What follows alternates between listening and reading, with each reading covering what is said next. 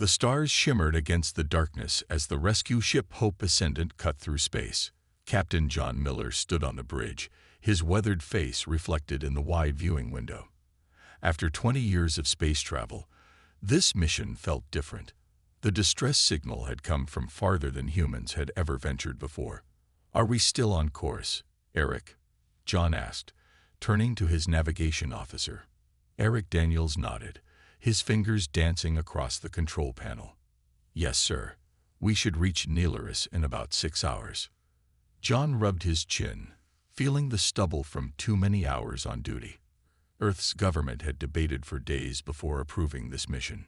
No one had expected humanity's first contact with aliens to be a rescue mission, but when the distress call reached Earth's deep space receivers, the choice became clear. Humans help those in need. That was the way it had always been.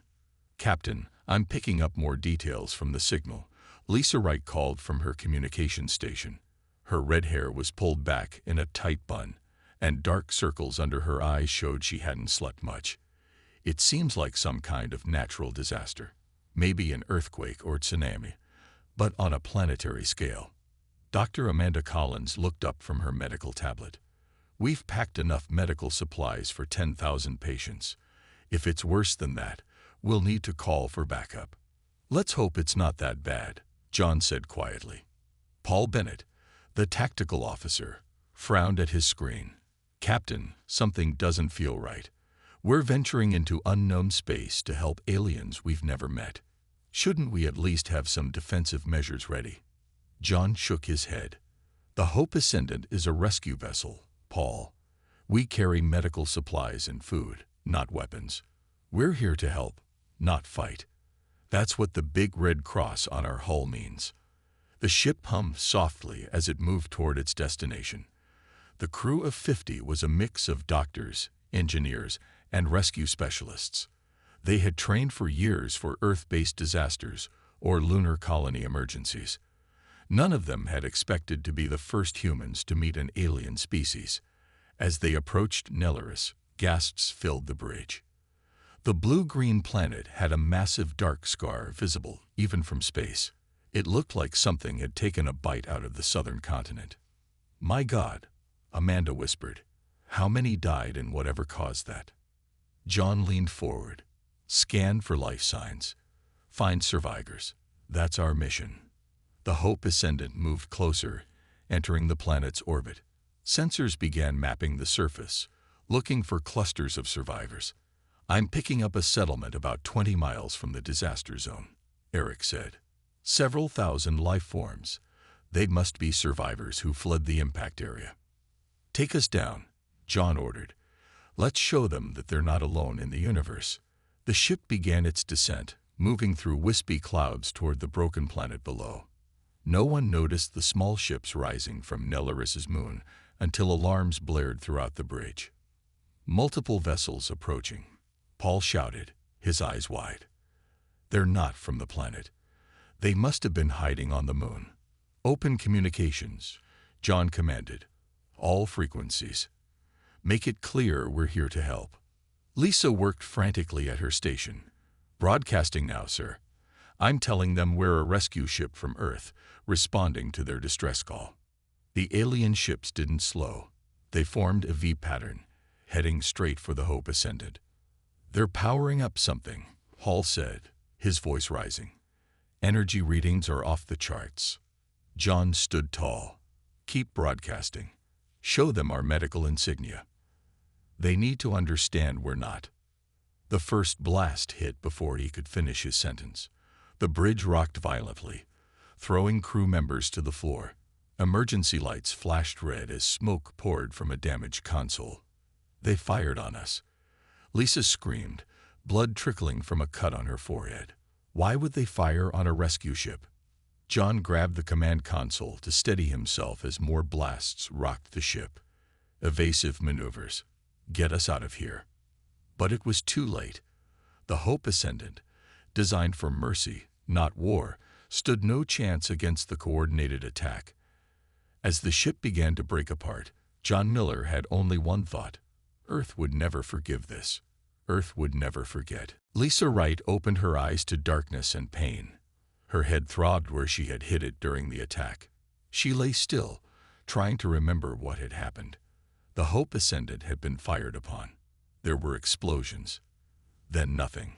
"Hello," she called, her voice hoarse. "Is anyone there?" A light flickered on nearby.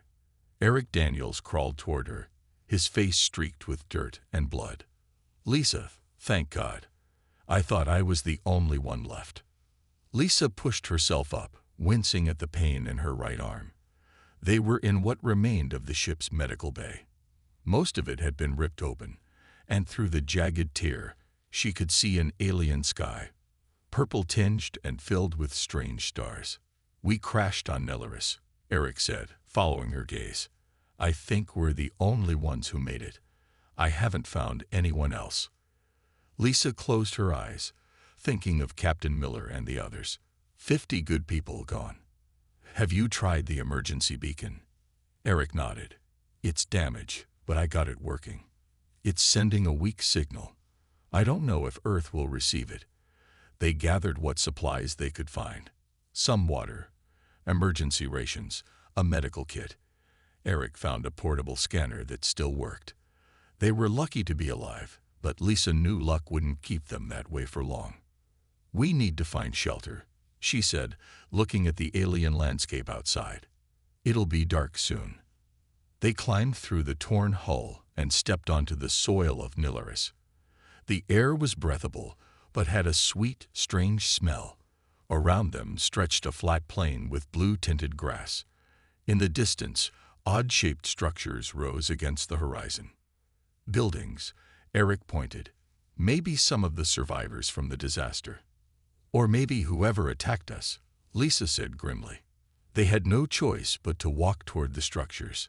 Every step was painful, but they moved steadily across the alien field. The purple sky darkened as they walked, and 3 small moons rose, casting multiple shadows across the landscape. "I don't understand," Eric said after a long silence. "Why attack a rescue ship? We came to help." Lisa had been wondering the same thing. Maybe they don't know what the Red Cross means. Maybe to them, it's a war symbol. They were halfway to the structures when they heard sounds. Soft footfalls in the grass behind them. Lisa and Eric turned, hearts racing. 5 figures emerged from the shadows. They were roughly human-shaped but taller, with skin that seemed to shimmer in the moonlight.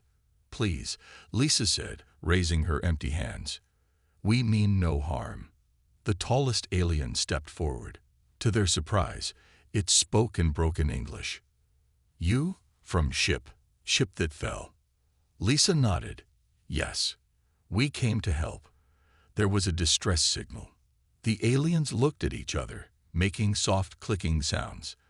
Then the leader turned back to them. "Not our signal. Trap. Always trap." "Trap?" Eric asked. "I don't understand." The alien gestured for them to follow. "Come. Not safe here. Vraxians will look for survivors." They followed the aliens to the structures, which turned out to be partially underground dwellings. Inside, dozens more of the shimmering aliens huddled. Some were injured, others tended to the wounded. "We are Narratians," their guide explained once they were safely inside. "Vraxians hurt our world, make disaster, then wait." "Wait for what?" Lisa asked, though she was beginning to understand. "Wait for helpers. Good people who come when they hear pain. Like you." The Narratians' eyes were sad. "Vraxians do this many times, many worlds. They make suffering, wait for rescue, then attack ships. Take technology, learn from it, grow stronger. They attacked us because we came to help." Eric's voice shook with anger. "They caused this disaster on purpose." The Narratian nodded. "They think you all dead. But soon they will search wreck, find you not there." Lisa thought of the emergency beacon, still sending its weak signal toward Earth. "Our people will come looking for us," she said quietly.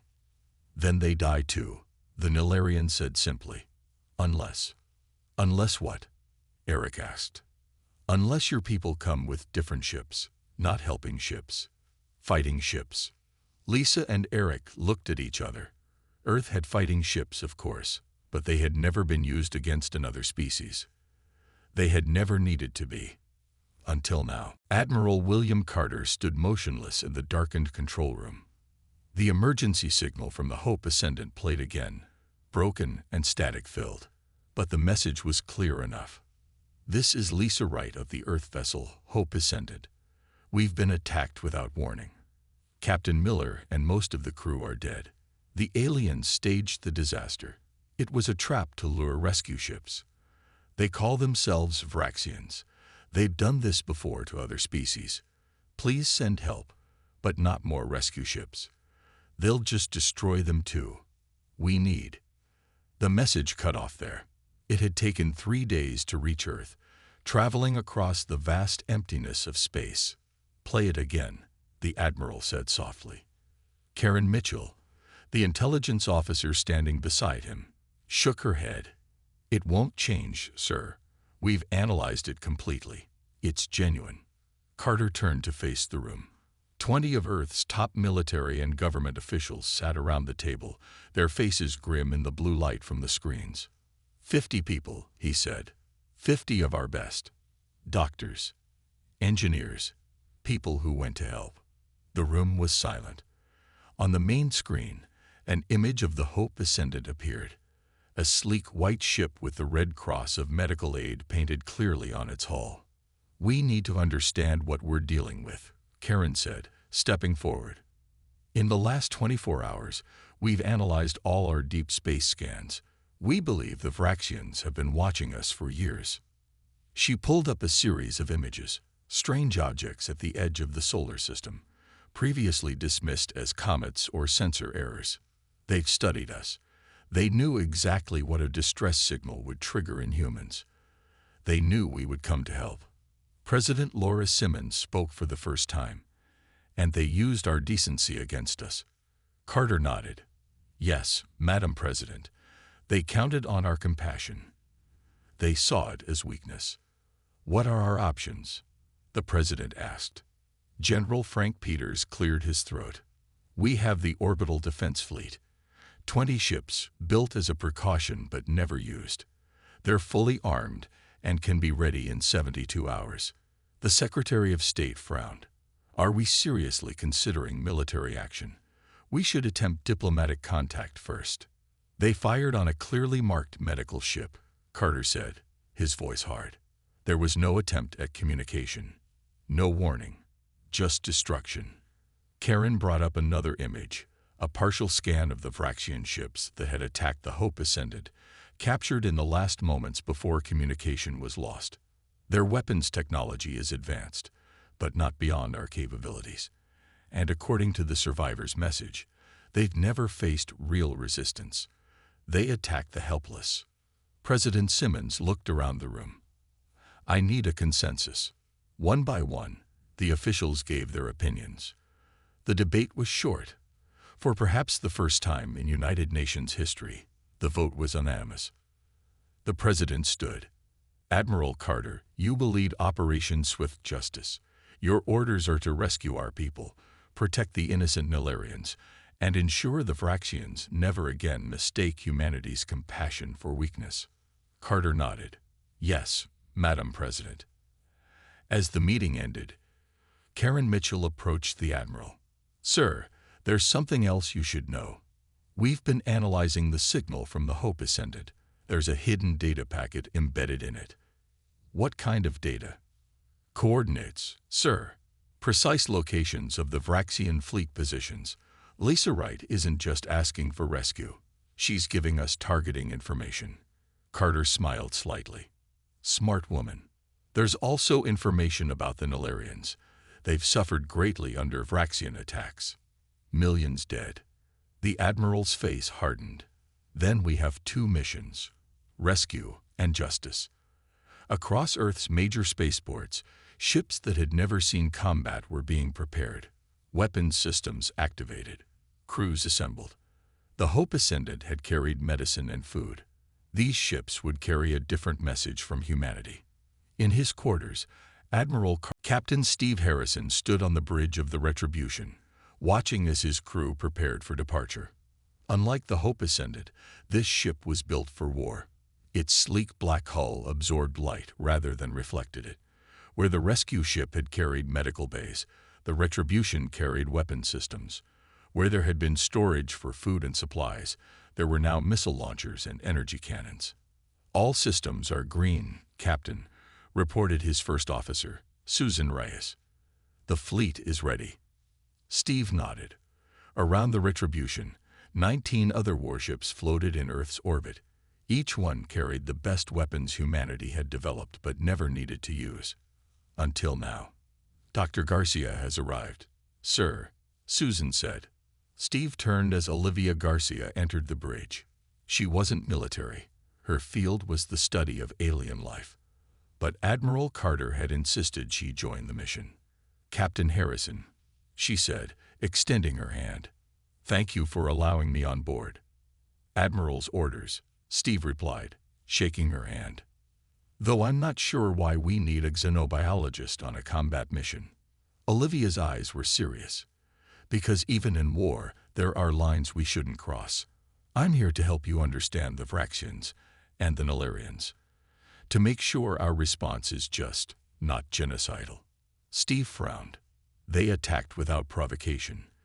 They killed innocent people who came to help." "Yes," Olivia agreed. "And they should be stopped. But Earth wants justice, Captain, not revenge." Before Steve could respond, Admiral Carter's face appeared on the main screen. He was speaking to all 20 ships at once. "Operation Swift Justice is now active," he said. "Your mission parameters are clear. First, establish communication with the Vraxians. Demand the return of our survivors and a formal apology. If they refuse or attack, you are authorized to use all necessary force to achieve our objectives." The Admiral's face grew harder. "The Vraxians must learn that Earth extends mercy first. But if that hand is bitten, what follows is not more mercy. Captain Harrison, as fleet commander, the first communication attempt is yours." "Understood, Admiral," Steve replied. "Good hunting," Carter said, and the screen went dark. The fleet moved out of Earth's orbit, forming a perfect arrowhead formation with the Retribution at its point. When they reached the edge of the solar system, the ships activated their faster-than-light drives simultaneously. The stars blurred around them as they tore through space toward Nilaris. 3 days later, they dropped out of FTL at the edge of the Vraxian system. The planet Nilaris hung in space before them, its surface still showing the scar of the manufactured disaster. "No sign they've detected us yet," Susan reported. "Their technology doesn't seem to include long-range sensors." Steve stood. "Begin broadcasting on all frequencies. Use the message we prepared. On every channel, in every format Earth scientists could imagine." The same message went out. "Attention Vraxian forces. This is Captain Steve Harrison of the Earth vessel Retribution. You have attacked an unarmed medical ship and killed Earth citizens who came only to offer aid. We demand the immediate return of any survivors and a formal apology. Respond within 1 hour, or we will take action." The bridge was silent as they waited. Dr. Garcia studied the scans of Nilaris, her face sad at the destruction visible even from orbit. "Movement," Susan said suddenly. "Multiple ships launching from the moon." On the screen, a swarm of Vraxian vessels rose from the lunar surface, the same hiding place they had used to ambush the Hope Ascendant. "They're forming attack positions," Susan reported. Steve watched calmly. "Send the message again." The Vraxians responded by launching what appeared to be missiles toward the Earth fleet. "Incoming weapons fire," Susan said. "They'll reach us in 30 seconds. Steve looked at Dr. Garcia. "It seems they've made their choice." She nodded sadly. "So they have." Steve turned to his weapons officer, Jeff Benson. "Deploy countermeasures. Then target their lead vessels. Show them what happens when you fire on Earth ships twice." The Retribution's defense systems activated, easily intercepting the incoming missiles. Then its weapons powered up, glowing with energy that no rescue ship would ever have carried. The response from Earth had arrived, and it was not bringing medicine. The Vraxian missiles exploded harmlessly against the shields of the Earth fleet. On the bridge of the Retribution, Captain Steve Harrison watched with cold eyes as the enemy ships approached. "They still think they're hunting rescue ships," he said quietly. "They have no idea what they're facing." Susan Reyes nodded. "Their formation is sloppy. No real military training. They're used to attacking the helpless." "Captain," Jeff called from his weapons station, "I have a lock on their lead vessels." Steve raised his hand. "Not yet. One more attempt." He turned to the communications officer. "Launch the probe." A small, unarmed probe shot from the Retribution, broadcasting a simple message in all possible formats. "This is your final warning. Cease fire and surrender." The Vraxians responded by destroying the probe with a barrage of energy weapons. Steve's face hardened. They've made their choice. He opened a channel to the rest of the fleet. "All ships, execute Battle Plan Alpha. Three-pronged assault. Remember, we want prisoners to question about our people."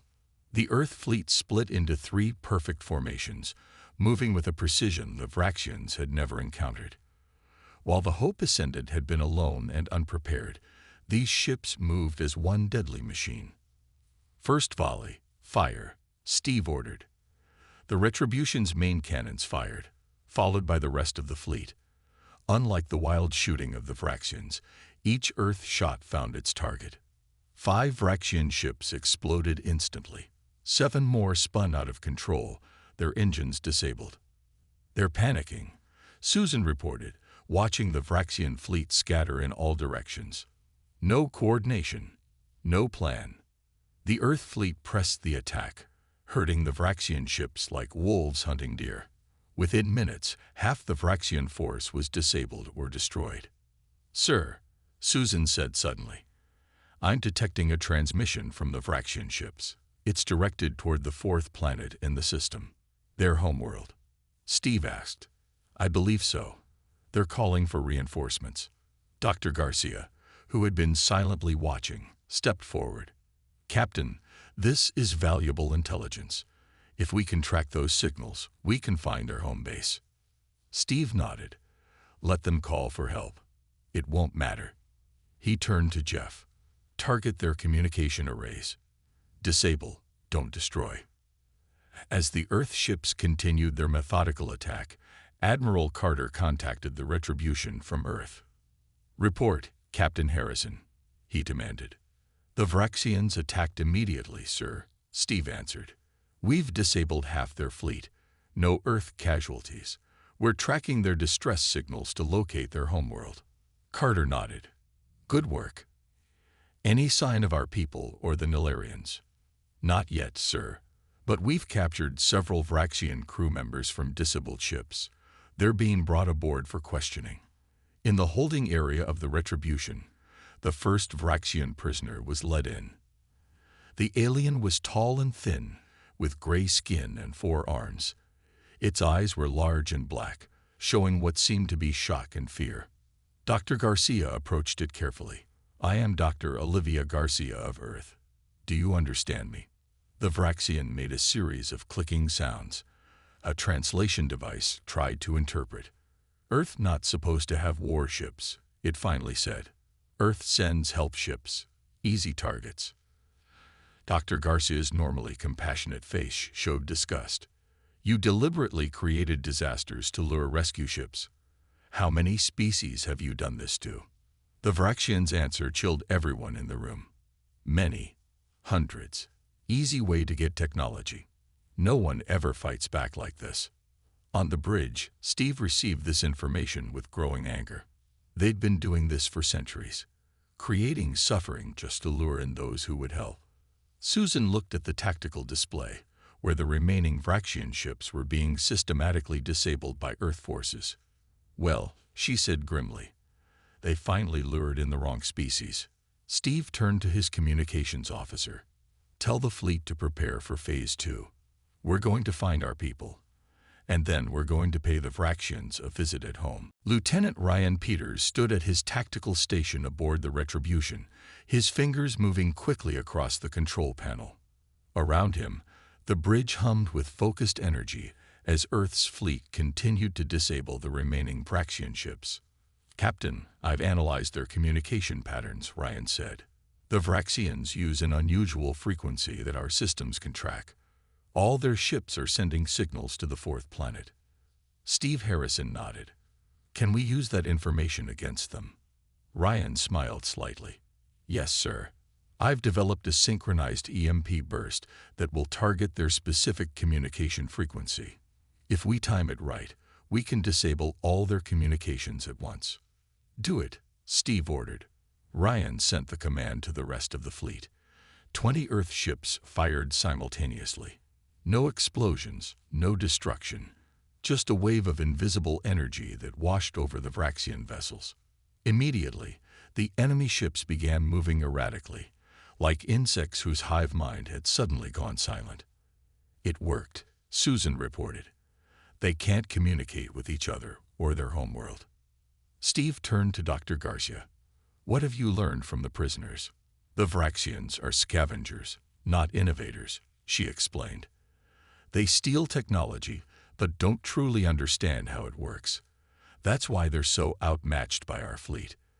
They've never needed to develop real military tactics because they only attack defenseless ships. And our people. The survivors from the Hope Ascendant." Dr. Garcia's face showed concern. "According to the prisoners, the Vraxians haven't found Lisa Wright or the other survivors yet. They're still searching the crash site. But they know someone sent a distress signal to Earth." Steve made his decision. "It's time for the rescue mission. Commander Nicol Adams will lead a team to the surface while we keep the Vraxian fleet occupied." On the lower deck of the Retribution, Commander Nicol Adams prepared her team. 6 soldiers and 2 medics loaded into a small, fast rescue craft. Unlike the Hope Ascendant, this vessel was armed and armored. "Our mission is simple," Nicol told her team. "Find our people and any Nilarian survivors who wish to leave. The fleet will keep the Vraxians busy, but stay alert. We don't know what forces are on the ground." The rescue craft launched from the Retribution, flying low and fast toward Nilaris. Using the coordinates from Lisa's distress signal, they headed for the area where the Nilarians had hidden the Earth survivors. As they approached the planet's surface, Nicol spotted Vraxian search parties near the crash site of the Hope Ascendant. She guided their craft to land 3 miles away, hidden by a ridge of strange blue-colored rocks. "Stay in contact," she ordered as her team moved out. "Keep weapons ready but hidden. We don't want to frighten the Nilarians." They moved silently across the alien landscape, avoiding Vraxian patrols. The planet's 3 moons provided enough light to see by, casting multiple shadows that helped hide their approach. When they reached the hidden Nilarian settlement, Nicol used the communication codes Lisa had included in her distress signal. After a tense wait, a section of ground slid open, revealing an entrance to the underground complex. Inside, Nicol found Lisa Wright and Eric Daniels, along with hundreds of Nilarians. The Earth survivors looked thin and tired but alive. "Commander Adams," Lisa said, her voice breaking with emotion. "Earth got our message." "Earth got your message," Nicol confirmed. And Earth responded. Eric stepped forward. "Those aren't rescue ships up there, are they? We've seen the flashes in the sky." "No," Nicol said. "The days of sending unarmed ships ended when they fired on the Hope Ascendant. Earth sent its fleet instead."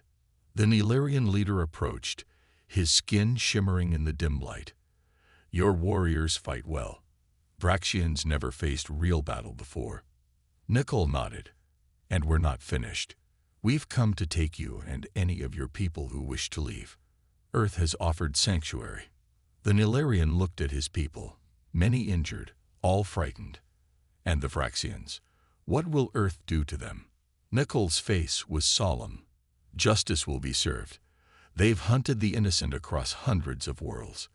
That ends today.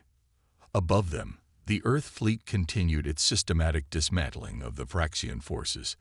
As the Vraxians panicked and scattered, they unknowingly revealed something crucial: the exact location and defenses of their homeworld. Commander Nicol Adams led the survivors through the underground tunnels of the Nilarian settlement. Lysa Wright and Eric Daniels walked beside her, while hundreds of Nilarians followed behind. "We can't take all of them," Nicol whispered to Lisa. "Our rescue craft isn't big enough." Lisa looked back at the Nilarians. "We can't leave them either. The Vraxians will kill them all once they find out they helped us." Nicol called the retribution. "Captain Harrison, we have a situation. There are hundreds of Nilarian refugees who need evacuation. Our craft can only take 20 at most." Steve's voice came through her communicator. "Understood, Commander. I'm dispatching 3 more rescue vessels. Hold your position." As they waited, Lisa told Nicol what she had learned from the Nilarians. The Vraxians have been doing this for over 500 years. They find worlds with less advanced species, cause disasters, wait for rescue, then attack the ships that come to help. "But why?" Nicol asked. "Why not just trade with other species?" "Their culture sees compassion as weakness," Lisa explained. "To them, any species that helps others deserves to be preyed upon. They believe it makes the universe stronger." Eric joined them. "And they've collected technology from hundreds of different worlds. Their ships are a mix of stolen designs. That's why they're so inconsistent." 3 hours later, 4 Earth vessels landed outside the settlement. The Nilarians were loaded aboard, many seeing the sky for the first time in months. Their leader, who had introduced himself as Krell, stood with Nicol as his people boarded. "Our world is dying," he said sadly. "The weapon the Vraxians used has poisoned our land. Even if they leave, we cannot stay." Nicol nodded. "Earth has offered your people sanctuary. We have a colony on Mars that has similar conditions to your world. You would be welcome there." The evacuation took hours. As the last group prepared to board, Vraxian search parties discovered their location. Energy weapons fired from the ridge above, striking the ground near the rescue ships. "Get them aboard," Nicol shouted to her team. She and her soldiers returned fire, their more advanced weapons quickly overwhelming the Vraxian attackers. Once all the Nilarians and Earth survivors were safely on the ships, Nicol gave the order to launch. The 4 vessels rose into the sky, protected by a squadron of Earth fighters that Steve had sent to escort them.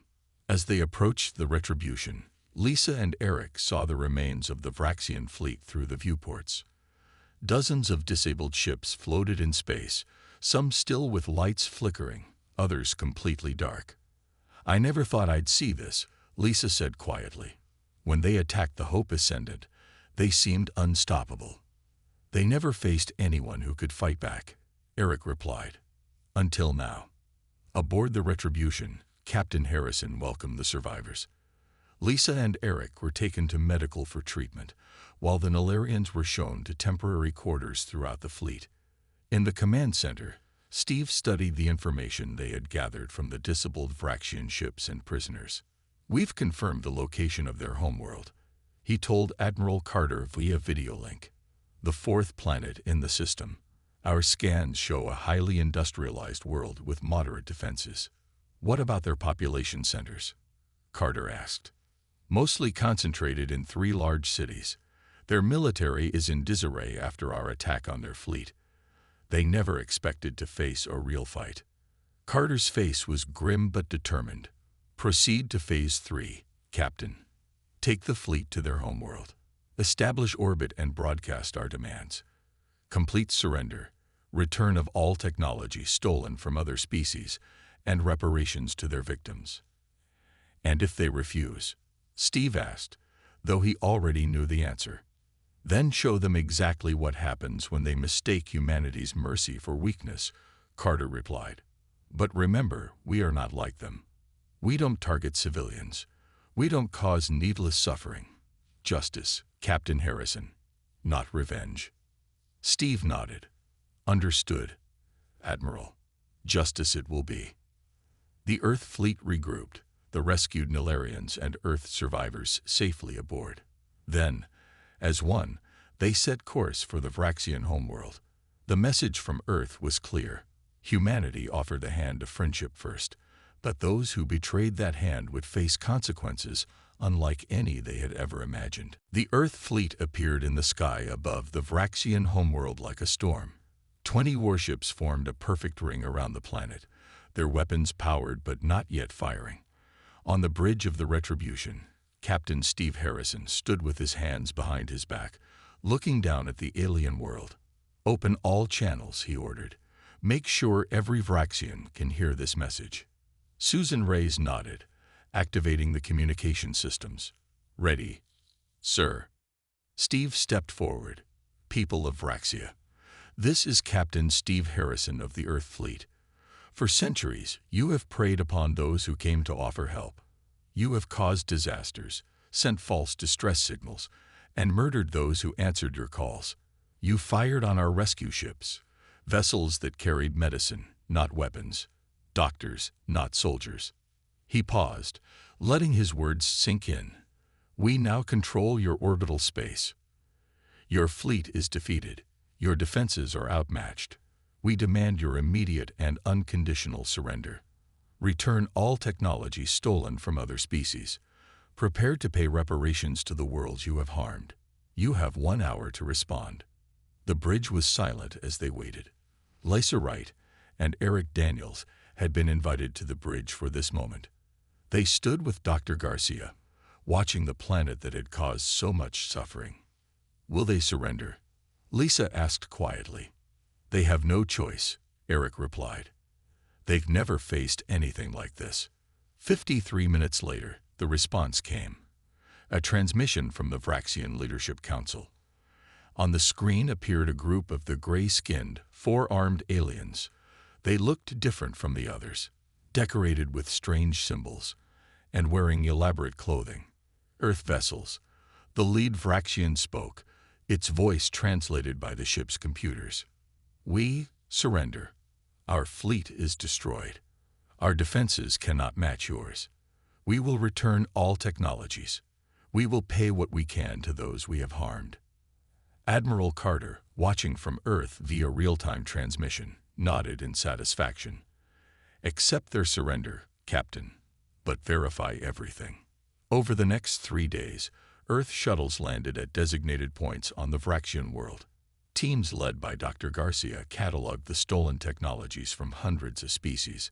Many were civilizations that had long since collapsed, their final acts being to send rescue ships to false distress calls. In a vast warehouse near the Vraxian capital, Lisa found pieces of the Hope Ascendant, including the Red Cross emblem that had once proudly displayed their humanitarian mission. "We'll take this home," she said, touching the scorched metal, "for Captain Miller and the others." The Vraxians, now understanding the full might they had provoked, cooperated completely. Their leaders were taken into custody to face justice for their crimes. 1 week after their arrival, the Earth fleet prepared to leave. The Vraxian world would remain under observation by automated satellites. Their remaining ships were disabled, their weapons dismantled. They would be allowed to rebuild, but never again to threaten others. On the return journey, the Nilarian refugees began learning about their new home on Mars. Earth scientists had already started preparing the colony for their arrival. In the observation lounge of the Retribution, Lisa stood with Steve, Eric, and Nickel, looking out at the stars. "What happens now?" Lisa asked. "To all the other species out there who might need help." Steve smiled slightly. "Admiral Carter has proposed a new organization, the Interstellar Humanitarian Alliance. Earth will lead it. We'll continue to send help wherever it's needed. And if anyone attacks those ships," Eric asked. "Then they'll learn what the Vraxians learned," Nickel answered. "That humanity's mercy is a choice, not a weakness." 1 month later, on Earth, Admiral Carter stood before the United Nations as they unveiled the new emblem of the Interstellar Humanitarian Alliance. It showed the traditional Red Cross of medical aid, but now protected by a shield. Beneath it were the words, mercy for the innocent, justice for the aggressor. The Hope Ascendant would never fly again, but its mission continued. Throughout the galaxy, the stories spread of humans who came first with open hands, then with closed fists when their compassion was betrayed. Many species found comfort in this knowledge, and those who might have followed the Vraxian path chose differently. Earth had taken its place among the stars, and the stars would never be the same.